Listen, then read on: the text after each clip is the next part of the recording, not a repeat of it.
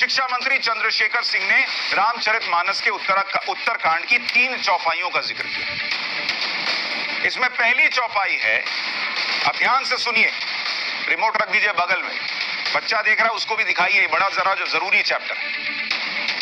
पहली चौपाई जिसका जिक्र उन्होंने किया कि पूजही विप्र सकल गुणहीना, शूद्र न पूजहु वेद प्रवीणा। इसका मतलब मंत्री जी ने बताया कि समाज के निचले तबके के लोग पढ़ लिख भी जाएं तो भी पूजनीय नहीं होते। यही समझा रहे थे ना वो, कि अंबेडकर जी कितना भी पढ़ लें लेकिन वो पूजनीय नहीं हो सकते। पहली बात तो बॉस की ये चौपाई अधूरी है। बिहार के शिक्षा मंत्री ने सही तरीके से चौपाई भी नहीं पढ़ी और वो पढ़ाने चले हैं लोगों को। अपने राजनीतिक एजेंडे के हिसाब से चौपाई का अर्थ भी गलत निकाला। आपको बताता हूं कि सही चौपाई क्या है और पूरी चौपाई क्या है। सही और पूरी चौपाई है, सापत ताड़त पुरुष कहंता, विप्र पूज्य अस गावही संता, पूज्य विप्र सील गुणहीना, शूद्र न गुणगण ज्ञान प्रवीणा। पहली बात तो यह कि शिक्षा मंत्री जी को पूरी चौपाई भी नहीं पता भी थी तो उन्होंने सुनाई आधी अधूरी, और दूसरा ये कि उन्हें ये नहीं पता कि ये चौपाई उत्तरकांड में नहीं, अरण्य कांड में भगवान राम और कबंध राक्षस के बीच संवाद के रूप में। और इस चौपाई का अर्थ है, शाप देता हुआ, मारता हुआ, कठोर वचन कहता हुआ ब्राह्मण भी पूजनीय है, ऐसा संत कहते हैं। वो ब्राह्मण पूजनीय है जो शीलवान हो और गुणों से हीन हो। अगर जन्म से ब्राह्मण होने के बाद भी व्यक्ति सदाचार नहीं करता तो वो शूद्र है और वो पूजनीय नहीं है। चौपाई में तुलसीदास जी ने गुणहीन हो शब्द लिखा है और इसी शब्द से भ्रम पैदा। इसे समझिए, गीता के 14वें अध्याय में श्री कृष्ण ने भी मनुष्य के 3 गुणों के बारे में बताया। ये 3 गुण है, सतगुण, रजोगुण और तमोगुण। सतगुण का मतलब सत्य को पहचानना, जीवन के सत्य को समझने वाला गुण। गीता में श्री कृष्ण ने कहा है कि सतगुण से मनुष्य को सुख प्राप्त होता है। रजोगुण का अर्थ है लोभ उत्पन्न होना। रजोगुण के कारण मनुष्य कर्म के फल की उम्मीद करता है, उसके अंदर लोभ बढ़ता है, मन चंचल हो जाता है।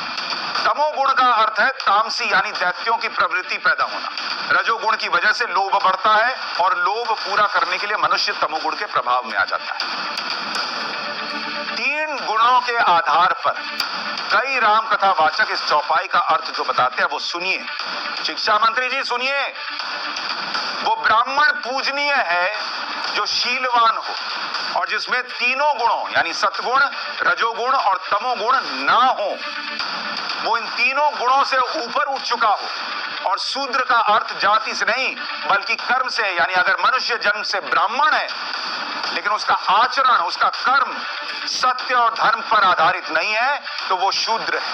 भगवान को नहीं मानता है, पूजा नहीं करता है तो वो शूद्र है। महात्माओं का, संतों का सम्मान नहीं करता है तो वो शूद्र है। ऐसे लोग भले ही ब्राह्मण हो या ज्ञानी हो, वो पूजनीय नहीं होते। ये बताया गया और कहां से ले जाकर मंत्री जी ने कहां जोड़ा। शूद्र ब्राह्मण नहीं हो सकता ये तो बताया ही नहीं, उसको सम्मान नहीं मिल सकता ये तो बताया ही नहीं।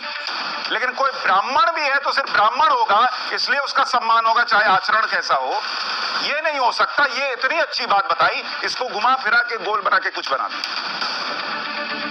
चंद्रशेखर सिंह ने सैकड़ों छात्रों के सामने एक और चौपाई सुनाई, वो भी उन्होंने आधी ही सुनाई। अब सुनिए, पहले उन्होंने क्या कहा फिर पूरी बताऊं। उन्होंने कहा कि अधम जाति में विद्या पाए, भयहु यथा अहि दूध पिलाए। उन्होंने इसका मतलब बता दिया कि नीची जाति का व्यक्ति विद्या पाकर सांप की तरह जहरीला हो जाता है, उसको दूध पिलाते हैं। उन्होंने यहां भी चौपाई की अधूरी लाइन बोली। यह चौपाई रामचरितमानस के उत्तरकांड में लिखी हुई और इसकी पहली लाइन ही नहीं बताई बिहार के शिक्षा मंत्री, क्योंकि वो बताते तो एजेंडा सेट नहीं हो पाता। आपको दोहे की पूरी चौपाई सुनाता हूं। पूरी चौपाई है, हर कहूं हरि सेवक गुरु कहेऊ, सुनी खगनाथ हृदय मम देहेऊ, अधम जाति में विद्या पाए, भयऊ जथा अहि दूध पियाए। यह है पूरी चौपाई। अब शिक्षा मंत्री जी तो सुने ही, लोग भी सुने कि यह चौपाई रामचरितमानस के उत्तरकांड में जब आती है तो कैसे आती है और इसका क्या पूर्ण अर्थ। जब गरुड़ देव और काक भुषुंडी के बीच संवाद होता है तब ये चौपाई आती है।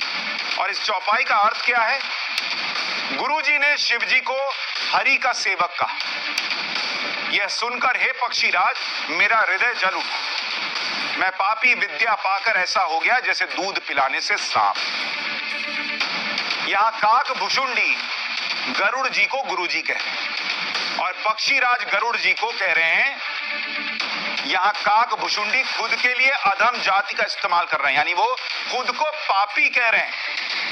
अधम मतलब अपने आप को पापी बता रहे हैं, क्योंकि काक भुषुंडी को श्राप मिला था इसलिए वो कौआ बन गए थे। लेकिन बिहार के मंत्री जी ने सैकड़ों छात्रों के सामने रामचरितमानस की उस चौपाई की क्या व्याख्या की कि नीच जाति का व्यक्ति विद्या पाकर सांप जैसा विषैला हो जाता है, उसको कितना ही दूध पिलाए। और वो व्यक्ति कहां काक भुषुंडी अपने बारे में कह रहे हैं कि जो काम किया उसकी वजह से वो अपने आप को अधम बता रहे हैं।